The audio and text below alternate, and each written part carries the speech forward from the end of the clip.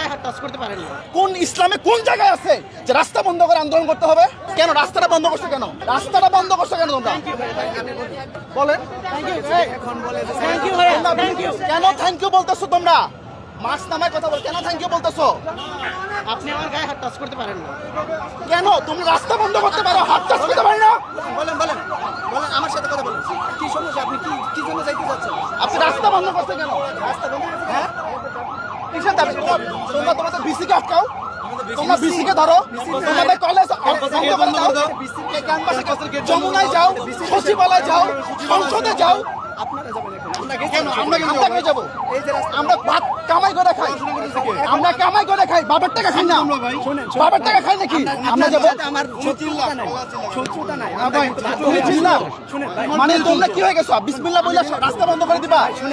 বিসমিল্লাহ বলে রাস্তা বন্ধ করে দিবা? মানুষ মানুষ না, এগুলো মানুষ না। দাঁড়ান দাঁড়ান, ওগুলো মানুষ না, এখানে 20 জনের সাথে মানুষ না। তুমি তো আমাদেরই ভাই, মুসলমান না?